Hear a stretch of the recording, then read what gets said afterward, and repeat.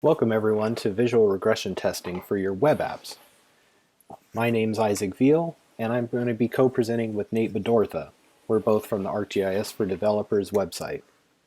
I'm the head of QA and test automation for the ArcGIS for Developers website, and Nate is the front-end developer for ArcGIS website.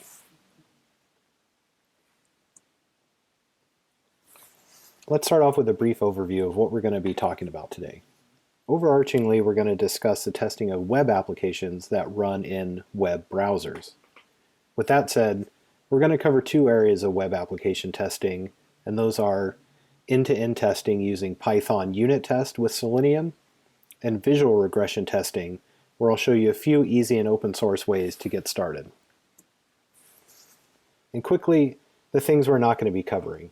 We're not going to be covering testing of native applications, although many of the techniques and principles we'll be discussing today will apply to native applications.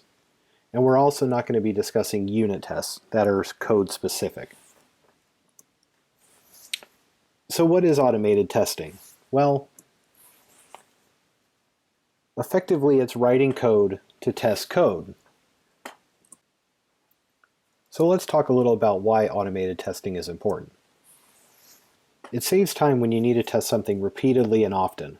For example, let's say you have a map that's supposed to load on a page, or you have a login that has to always work, or say you have functionality to create a new item or feature. Core functionality that must work all the time is the best place to automate so that a machine can keep an eye out as opposed to a person constantly checking after each deployment, for example. It's pixel perfect or element perfect, meaning that when something is off just a small amount, something that the human eye maybe won't even see, it will be discovered and it will give up an error. It increases your test coverage over time as you start building more and more tests. Tests generally run in a controlled environment using repeatable parameters. Unlike humans, automated tests don't get tired, meaning they can be running all the time as part of a CI or CD environment. So that all sounds great, but what are the downsides? Well, getting a reliable test suite up and running can be a large time sink, and achieving adequate test coverage can be an unending job. Test reliability can also be difficult for some sites depending on how they're constructed. Sites that load a lot of content from Ajax, for example, can be tricky to test due to an ever-changing and unpredictable DOM structure. This is especially true with modern frameworks such as React or Angular, where the DOM can change without signaling a page change, requiring some waiting and DOM polling. Runtime for a large suite of tests can potentially take a long time. For example, many of the tests that we run for the ArcGIS for Developer site can take up to 45 plus seconds to complete. Multiply that by dozens and dozens of tests, and you've got a significant runtime. With that, there are some trade-offs, and one thing you'll learn after building a suite is what sort of things you should be testing for and what sort of things you should not.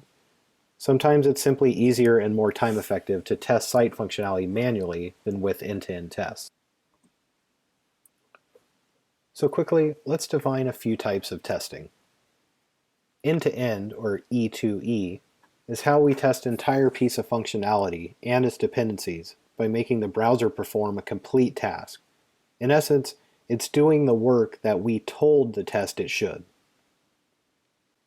Visual regression testing, or VRT, checks whether the interface of a given page or page element appears as intended for a given viewport size or browser. In other words, does it look how I showed the test it should? So let's jump into end-to-end testing, which is building a test that works as a user would. So here's a typical example of an end-to-end test, and one that is very similar to one that we run on the developer site for testing the creation of a new empty layer. So what are the steps? Well, the first thing we want to do is open the browser. Second, navigate to the site. 3, log in. Click a new layer button. Enter a name, a tag, and description. Click the create button, then wait. Then we want to assert that the layer was created correctly. And you can do this in many different ways. You could say, does it have the title that I gave it? Is the layer ID present? Things like that. Then we want to close the browser, and then we want to delete the layer and reset the account. So what does that look like? Well, let's see a full replay of that in action.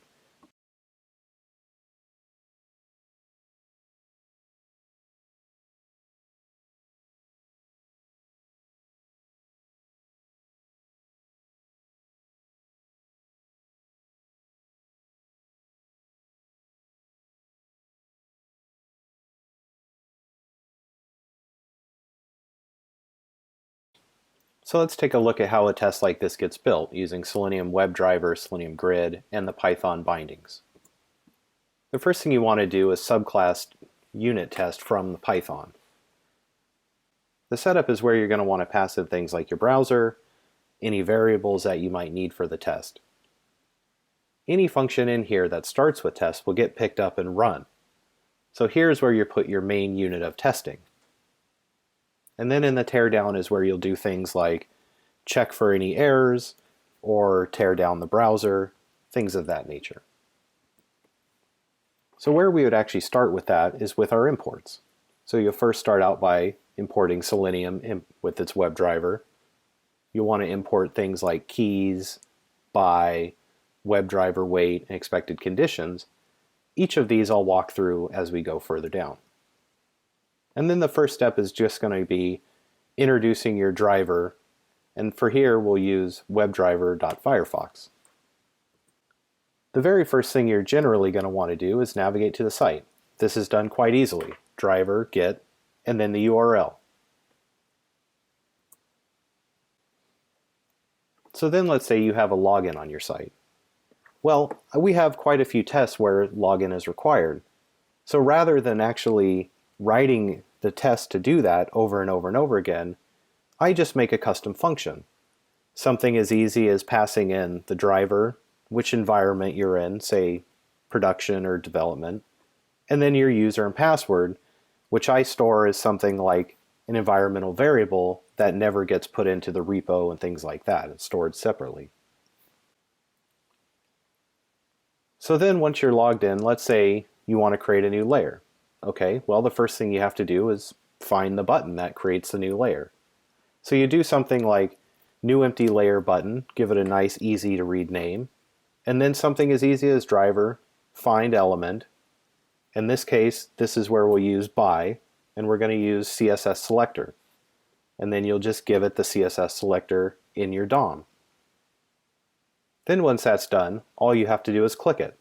So reference that object, and then pass click to it. So let's go through this one more time at a high level. So what's happening here is Python's going to store this element that once it finds it as an object. Then it's going to keep holding that object, and then eventually it's going to reference that object when you pass the click to it. It's important to note that this object, once it's created, is only good while the DOM and the page are still intact. If you try to reference that object later, say after the page is changed, what you'll get from Selenium is a stale object error. So let's take a sidebar really quick and take a look at CSS locators versus XPath locators. Any type of locator, whether it be XPath or CSS, is generally accepted in Selenium. However, it is a bit of a debate on whether which one is the best. So here's a few points for each. CSS is faster in IE, if that matters to you. Not a lot of people are still testing in IE, but if you do have to, CSS is quite a bit faster. CSS locators are also much more human and developer readable, I found. For example, take a look at the element below. This is the exact same element, which is a copyright banner down at the bottom of the page. Now in XPath, you have to know that it's HTML, body, div 4, div 2, div. Whereas in CSS, you just need to know the class name for it, or an ID for example. CSS locators are easier to write when you know the element, but you don't know its location. Sometimes it doesn't matter. Sometimes your tests aren't looking for a specific location. It just needs to find an element and say click on it. I've also found that most developers, myself included, are simply just used to this type of locator. So if I have a developer on our team that needs to make an edit to one of my tests, it's very easy for them to do it. One point for XPath that some people do use is for DOM traversing. With XPath, you can actually find an element both forward or backward in the DOM. So let's move on through our workflow. So say the next thing you need to do while you're creating your layer is you have to enter a name. Well, this is where we'll use something like send keys. So again, the first thing you want to do is you want to find the input field, and we'll call it layer name field, driver find element by CSS selector, and in this case, it's an input with an ID of name. And then the next step you want to do is you want to reference that object and clear the field. This isn't always necessary, but sometimes you don't always know whether or not something's going to be in the field when you get there. So it's always good to do this one step just to be sure. Then the next step you want to do is actually fill in the input. So again, reference the object, which should still be the same, and do send keys. And with send keys, you just pass a simple string. And what this is going to do is the Python is actually going to manipulate the browser into going and finding the field, clearing it, and actually typing in this name letter by letter. So the next thing we're going to want to do is enter a tag. Because this is based on ArcGIS, a tag is required. So we'll do the same thing. We'll define a layer tag field object. We'll find it. This time it's input with an ID of tag. Then we'll clear the field. Then with that object, we'll send the keys test tag. Same thing for description. We'll define a layer description field. We'll find it by the input and the ID of description. We'll clear the field, and then we'll send the keys test description. Then we're going to click the Create button. And for us, since we run our site on Angular, the DOM actually hasn't signaled that a change has been made. So what we have to do then is we actually have to wait for it to be clickable. So to do that, you have to introduce something like WebDriver wait, which we imported earlier. And so with WebDriver wait, you pass in what's going to wait. Well, we're waiting the driver. Then you pass in for how long. We'll say 5 seconds. And then we'll pass until. And until is where we define what we're waiting for. Well, we're going to say EC element to be clickable. And then you pass in the selector. So by CSS selector again, and we'll find something with the ID of create layer. So what's going to happen is the driver is actually going to wait until it finds this element in the DOM and finds that it's clickable. So once that's done, to that object, you then pass a click. So once that click has been made, then we're waiting for ArcGIS to pass us back the return values. So while we're waiting, we go ahead and define a verification errors list that's empty. And inside this list is where we're going to put any errors when we start doing our checks. So the way I like to check that a layer's been created correctly is by checking that the name is there, and it's in the H1. We'll do driver, find element, by CSS selector, and this time it's going to be an H1 with a class of subnav title. And on that, I'm going to want to extract the text. So I just go ahead and pass .text. So once I have that, then I want to assert that it's equal to the test name that I gave it earlier. So I just say self, assert equal, and then you go ahead and pass in the two things that you want to be equal. In this case, it's the string of test name and displayed name, which we defined earlier. So if it doesn't pass, then you want to give it an assertion error of E. And then, in the empty list we created earlier, we want to append that error. So what it's going to do is if it doesn't find it, it's going to append the error into the verification errors list. So once the test is done, it's going to go into the teardown mode, and the first thing we always want to do is quit the driver. So then what we're going to do is have the final assert at the end of the test, and we're going to assert that an empty list is equal to verification errors. So if there's nothing in the verification errors list, then everything will be equal and the test will pass. However, if in verification errors there is an error that we passed in earlier as E, these two are not going to be equal and the final test will be a failure.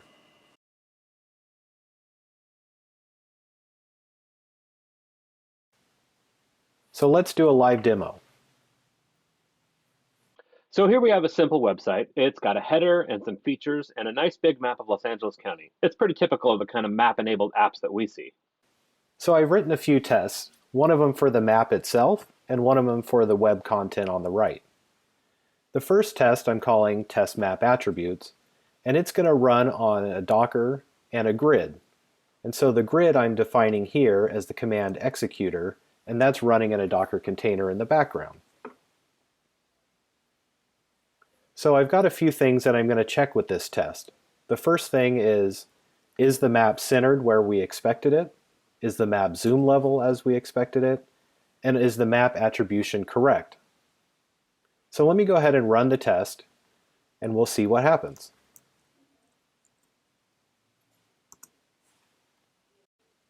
Okay, so the test passed, everything's good. Hey, I just pushed a couple changes to the site. Will you run that test again and make sure everything's still correct? Make sure you pull first. Sure, let me poll. Okay, so it looks like a change has been made. I'll go ahead and run the test again.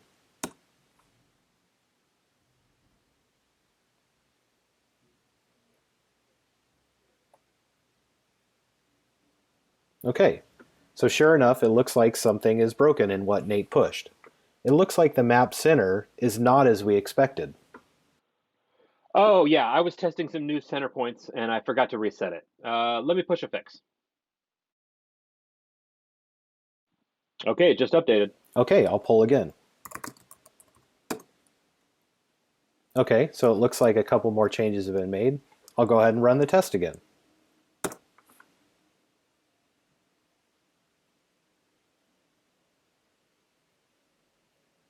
Okay, so everything looks good. The test is passing. So we've done that test and everything looks good. But I've also created another test. And this one will check out how many info windows there are for each version of Star Trek. Currently what I'm checking for is that here there are 7 info windows for the original series. And down here what I'm checking for is that there are 3 info windows for the next generation. So let me go ahead and run this, and you can see it run in my Docker container here.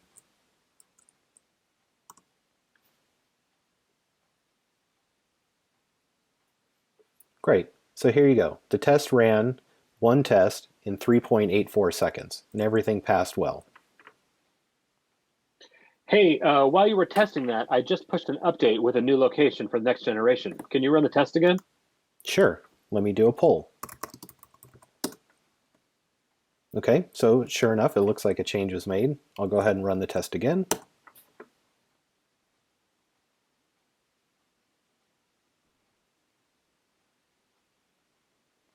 And as expected, just like I put here, test 1 has failed, incorrect number of TNGs. Okay, so it looks like Nate pushed another one, so there's 4, which doesn't equal 3. And this kind of thing happens quite often. So what then we have to do is, rather than it being a problem with the website, it's actually now a problem with my test. So I'll go in here and say, well, okay, so now I know there's 4, so I'll change that to 4, I'll save, and then I'll rerun the test again.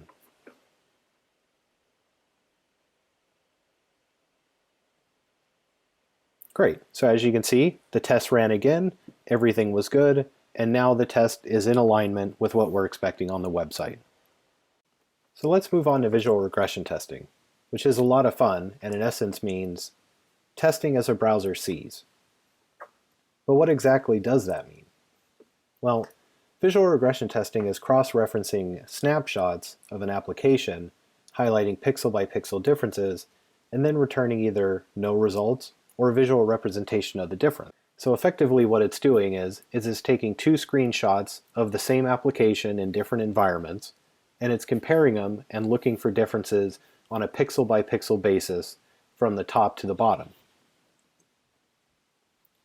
Over time, there's been a lot of tools that have cropped up both in the open source community and as paid services, and some of these tools in open source include Gemini Looksane, which is a Node.js library, Argus Eyes, Diff.io, Chromatic, and some of the paid tools include VizWiz.io, BrowserStack, which is one of the originals, SmartBear's cross-browser testing, and Cypress.io. So here we'll play a game of Spot the Difference. I'll give you, say, 10 seconds to study the image and commit it to memory. Okay? Ready?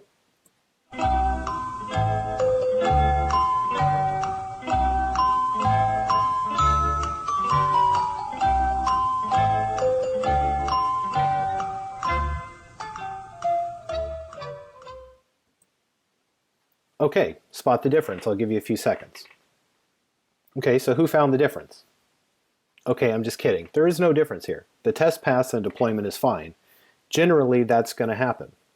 But let's try it again. Say it's a week later and another deployment is ready to go out and just waiting for final confirmation from the QA team. Ready? Study the image again for a few seconds.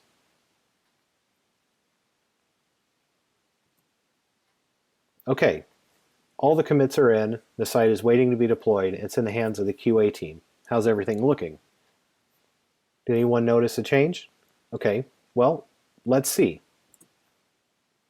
The visual regression tester did pick up the change. It's very subtle, but it is there. If you notice in the bottom right-hand corner, it looks like a couple of the icons have actually changed and are actually referencing the wrong images. The great thing about the VRT is that it catches any changes to pixel drawing. A color change that's ever so slightly different, a misspelled word, a CSS change that moves an element even 1 pixel will be noticed. We've seen how visual regression testing works, so now let me tell you why, as a developer, I love visual regression testing. Since I mostly write CSS, that's where I make most of my mistakes. Very briefly, the C in CSS stands for cascading, and that refers to a browser cascading all the styles together in the order that it loads them. Elements on a page are designated for styling with selectors, just like Isaac showed for finding elements with end-to-end testing. It's very, very easy to select an element you didn't mean to select and style it in a way you didn't intend. So let's imagine a scenario where we've been asked to change the link color in our navigation to red. I was in a hurry and it wrote an admittedly bad CSS selector. Here we're changing every A tag inside every nav tag. I'm certain there will be no side effects. Well, this looks fantastic. The links are red just like we intended. But we submitted this to QA and Isaac found a visual regression on another page. Let's see what happened. Oh no, I forgot that there are other pages with different nav tags that contain A tags. We'd better write a more specific selector. Instead of selecting every A tag inside every nav tag, let's limit it to A tags inside a class of mega menu. Since we've only got one mega menu on our site, this will keep all the styles contained. Let's create some visual regressions and see if our tests catch them. It's very common to load web fonts from a third-party service, such as Google Fonts. But what happens if a style sheet URL changes or Google's server becomes unresponsive? Let's simulate a font not loading and see what happens.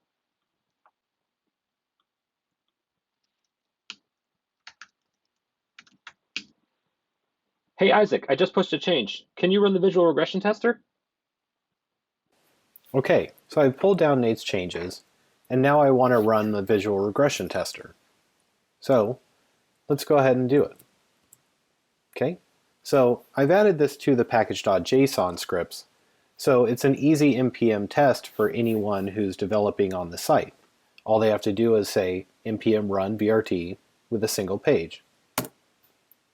So the first thing it's going to ask is, what page do they want to test? Okay, well, we want to test the home page. Okay, and now we want to say, what page do you want to test with? Okay, well, we want to test it against local, and we want to test it against production, which is at a known state. And then finally, it's going to ask what size browser do we want to test with. And I filled this list with the most popular browser sizes that typically we see on our site. So we'll hit 1366. So what it's doing here is it's going out to the production site and getting a screenshot, then it's going out to the local site and getting a screenshot, and then it's comparing those two and it's telling me that there's a difference. Okay, UI regression found. So let's see what the regression is. So if we look here, we notice everything in the map seems fine, but it looks like there's something really wrong with what's going on the right side of the page.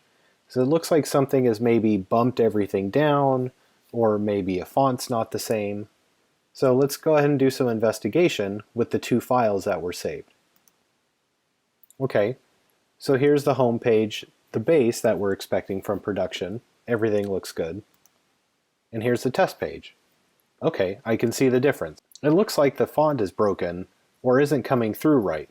So I'll go ahead and send this back to Nate. Oh, did the font change to Comic Sans? I was just testing our fallback fonts. Let me restore that style sheet. Okay. While I'm doing that, I've decided I want a new marker image to indicate locations on the map. Let's change that and see what it looks like.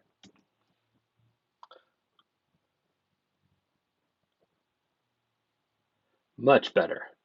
All right, let's see how that looks in the visual regression tester. Sounds good, Nate. So let me go ahead and poll. Okay, so it looks like he made the fix. Let's go ahead and run the visual regression tester again.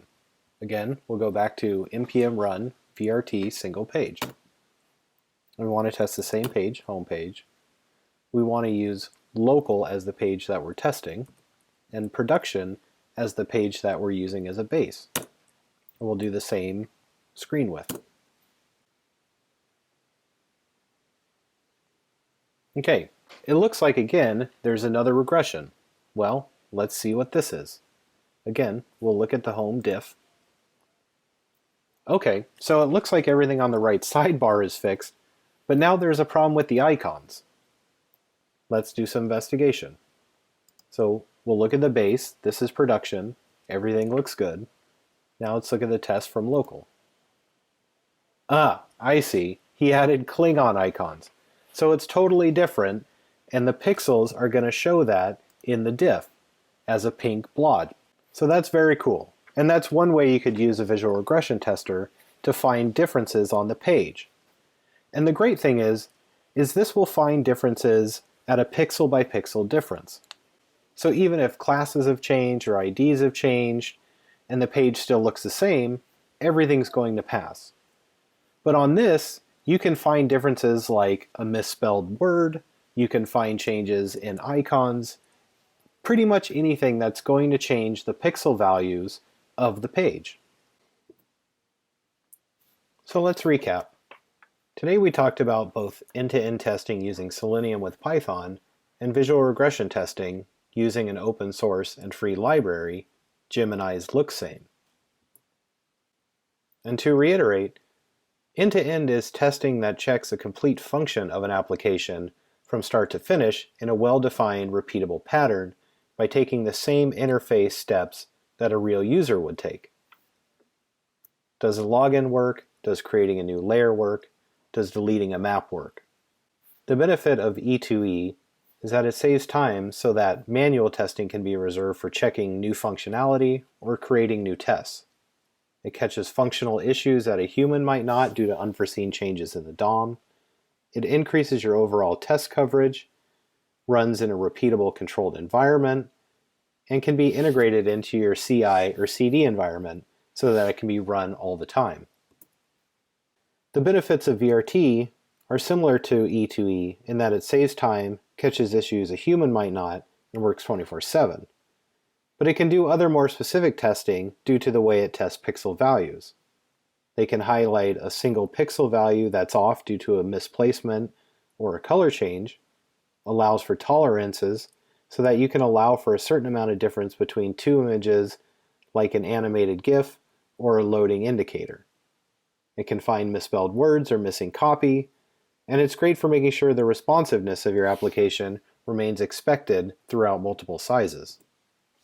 And for those of you who want to take a more in-depth look at the files we've created for this demo, check out the links here and you can see the public GitHub gist that we've created.